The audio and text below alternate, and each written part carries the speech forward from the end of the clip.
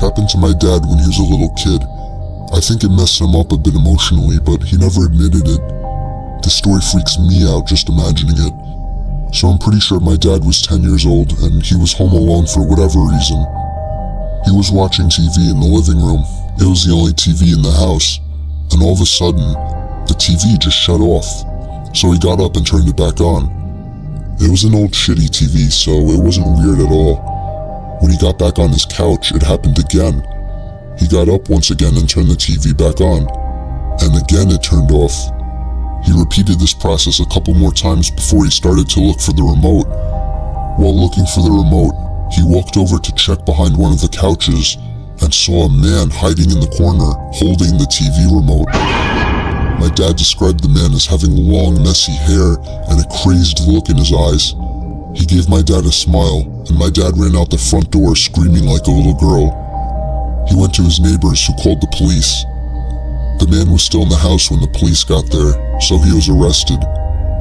My dad told me that he still assumes the man was either homeless or crazy. Either way, this story is downright terrifying. My friend told me about something that happened to her when she was younger, about 8 or 9. She was walking home from school and got her key out to let herself into the house. Her single mom worked and came home later on weekdays. As she reached up to put the key in the door, her mom opened it in a dressing gown, having left work sick. Instead of greeting her, she looked straight past my friend and immediately said, "Who are you?" My friend turned around, and a man in a long coat hurried back down the path and down the street. Being ill that day had possibly saved her daughter from something potentially horrible happening to her. Before I start this story, I want to note that Jacob's mother is a drug addict, and his father really didn't have much wrong with him outside of being with his mother. So one night, when Jacob and his father were asleep, they heard a series of loud banging, scratching, and moving noises coming from the mother's room. Jacob's father jumped out of the bed and ran down the hall and started slamming on the door. His mother opened it, yelling at him to quiet down and that he woke her up. He asked her about the sounds. She hadn't been awake to hear them. Jacob's dad would have assumed that she was on something again, but something was wrong. The window was open all the way, and the TV was moved across the room, still plugged in, and had the screen facing outside. Jacob's dad was reasonably scared. He shut the window, got his bat, locked the mother's room from the outside, and made her sleep in the living room. He stayed up most of the night. He woke up Jacob at 5. It was still dark out. Jacob went out to the kitchen where his mother already was. A couple minutes later, his dad walked in, wide-eyed. He pointed at Jacob and his mother and held his finger to his lips. They both quieted down. They heard something shuffling around on the roof, going from edge to edge. Jacob's dad had the bat. They sat together in the room quietly. Minutes later, the sound went away. Jacob's grandmother was called. She was asked if everybody could stay over there for a little while. She said yes and told them she'd come pick them up. Jacob finished eating and went to go sit on the couch. There was no TV in that room, so he sat in silence. He looked over at a door to an empty room in the hallway. The door was open. There was a finger wrapped around the side of it. Jacob screamed and pointed to it, and his father grabbed him and ran out. Jacob's mother followed behind.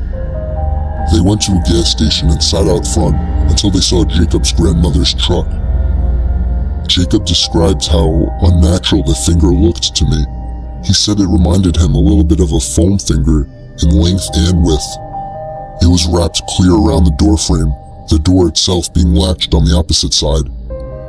They didn't go back to that house much after that. Once they'd gotten everything out of it, they never went back again. Nothing was stolen, and the window in the empty room was open. I was 13 years old. I had the most isolated bedroom imaginable. Mix that with a wild imagination, and I was often up late at night, scared and paranoid, unable to fall asleep.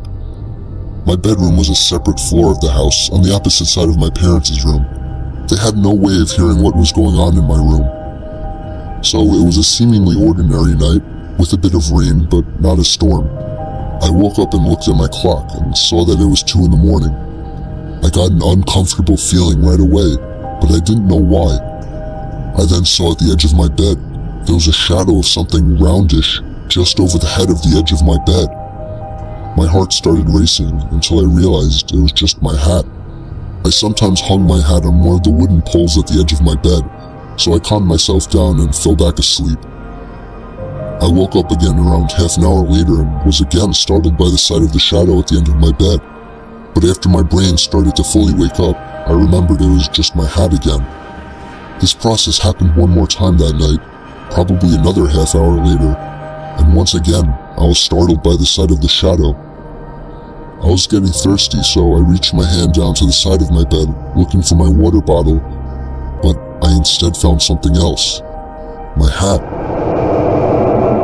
And at that instant, I felt my heart drop into my stomach, as I almost fell out of my bed trying to turn the lamp on.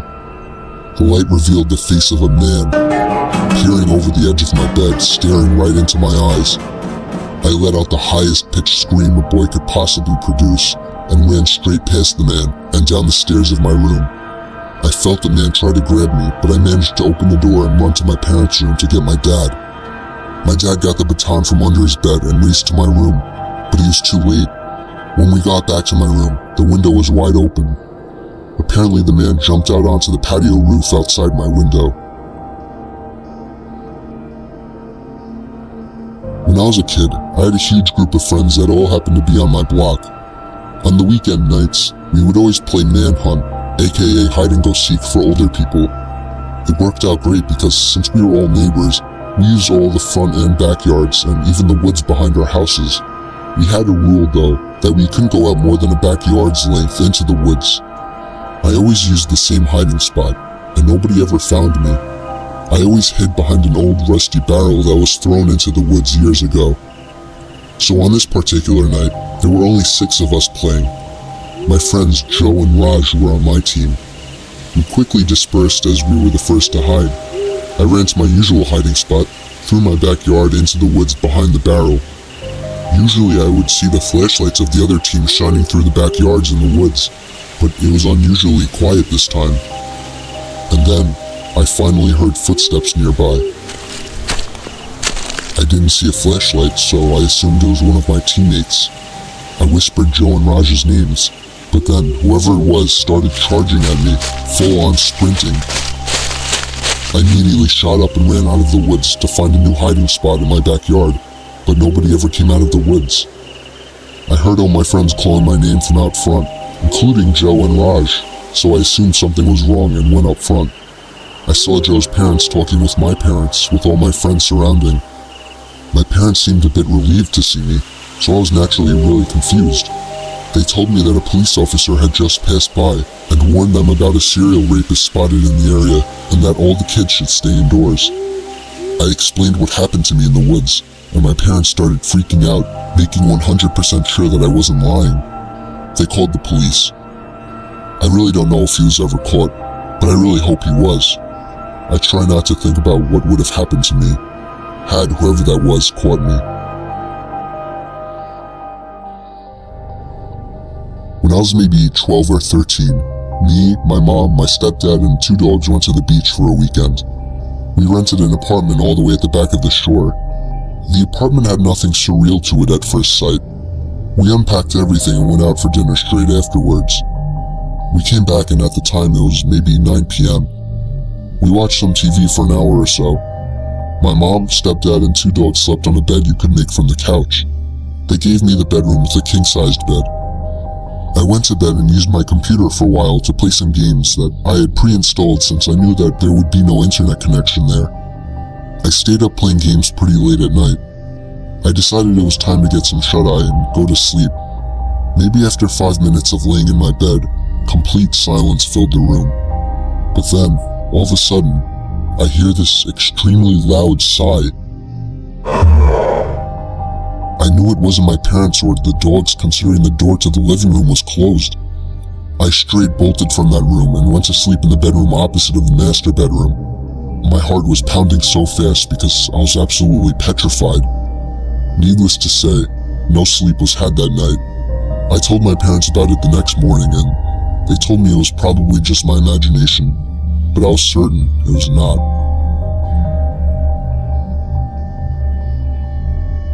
This story still gives me nightmares to this day. I was staying with one of my best friends in North Carolina where I had a job interview. I was coming from New Jersey and my friend Mike offered to let me crash at his place for a few days.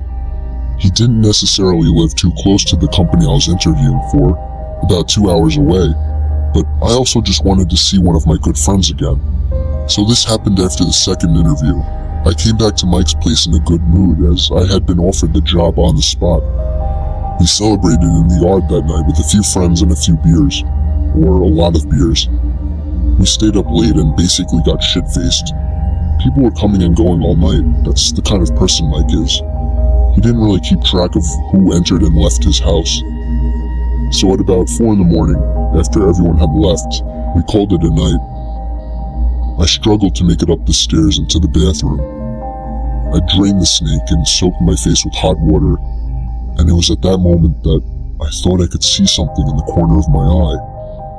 I turned to the half-open door and saw an eye poking in at me through the crack of the door. I let out a loud "holy shit," and in my drunken klutzy state, I fell to the floor. When I got back on my feet, the eye was gone. I stumbled out of the bathroom and called Mike's name. I heard him call out in response from downstairs in the kitchen.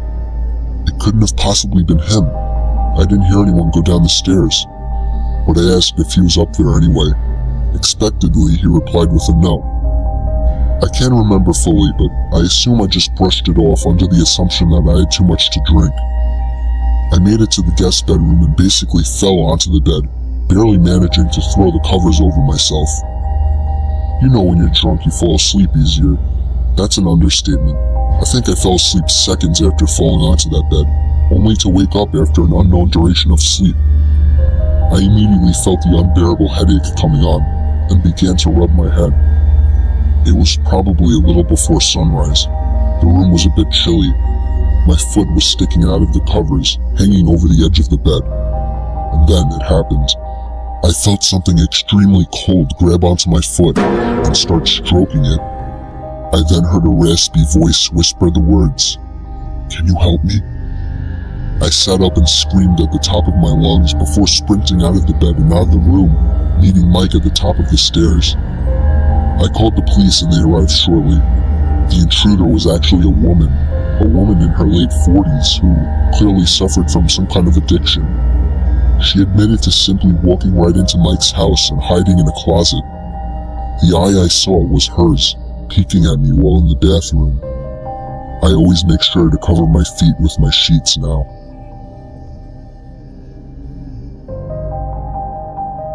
It was the dead of winter in Cali. Me and a couple buddies were on a skiing trip by South Lake Tahoe. We stayed in a big luxurious log cabin for a few nights. On the third night during a blizzard, I got up to get a glass of water late in the night.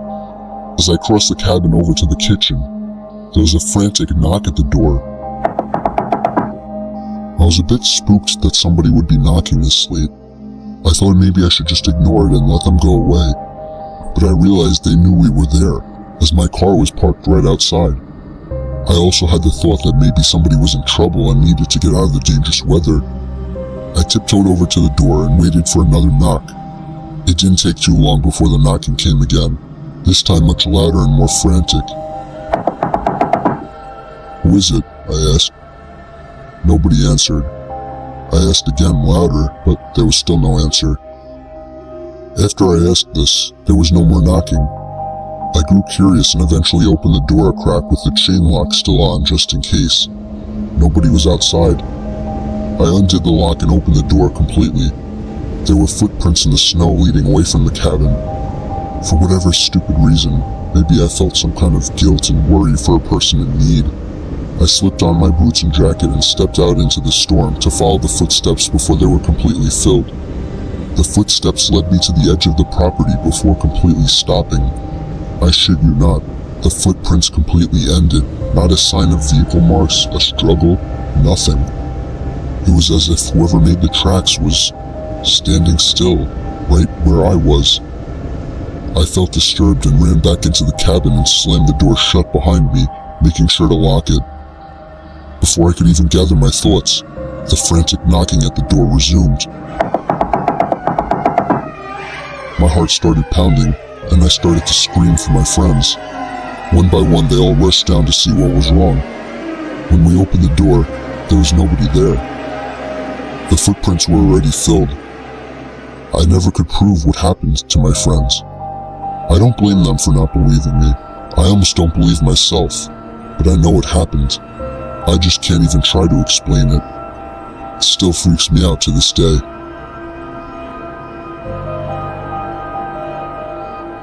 My friend and I were going to a party a few hours out of town, so we decided to stay at her family's holiday house about an hour south of the party. We arrived around mid-afternoon and it was winter in a holiday town, so the area was completely empty, no other cars on the street. When we left for the party, I spent a moment deciding whether to pull the gate all the way closed. I'd had some trouble opening it earlier when we arrived, and if we were getting home late at night, I didn't want to be stuck outside. I ended up deciding to shut it for security. The party was great. We got back to the house around 12:30, and the gate was open. I immediately felt on edge because not only did I know that I had locked it, but I knew it couldn't just blow open in the wind. But I didn't want to make a big deal, so I was vague when my friend asked me if I'd shut it. We went inside and decided to make a snack. I was wandering through the house when suddenly my friend raced from the kitchen into the hallway and virtually tackled me to the ground. She was convinced she'd heard someone walking around outside. We tried to calm ourselves down, but we had no cell reception and there was no one else around. Over the next half hour or so, as we sat in the hallway paralyzed with fear, we heard footsteps outside and the back door being jimmied. We decided we had to leave, so we gathered everything up and got ready to make a break for the car. Just as we were at the front door ready to leave, there was a huge bang in the backyard, and suddenly what sounded like hundreds of birds started screaming. We legged it to the car, ended up starting it with all our stuff still on our laps. We hadn't bothered to even put in the back seat. As we reversed out the driveway, we saw somebody running up the side of the house towards us. We sped the entire way home, and didn't sleep at all that night. When I was 10 and my youngest brother Ben was only 1, there was this one weekend that my parents were painting our bedrooms, so we would have to sleep in the basement. There was a pull-out couch down there that turned into a bed, and Ben had an extra crib down there. I was only 10, so sleeping in a pitch-dark basement was very uncomfortable. Somehow, having Ben down there made me feel a bit safer though. He would wake me up in the middle of the night crying, and for some reason, tending to him made sleeping down there a little less scary. But it was this one time that I woke up to him screaming. Not crying, screaming, like no 1-year-old should. I was scared shitless immediately and ran over to him to see what was wrong. He was standing up looking at me, pointing to something. I looked in the direction he was pointing at. He was pointing into the pitch-dark boiler room right next to his crib. I felt like 1,000 knives just stabbed me in the chest, and even through the heat of the moment, I vaguely remember the faint sound of something falling over in the boiler room, and I felt as if I was being watched in that basement. I grabbed Ben and got the hell out of there as quickly as possible. I've never gone back down in that basement.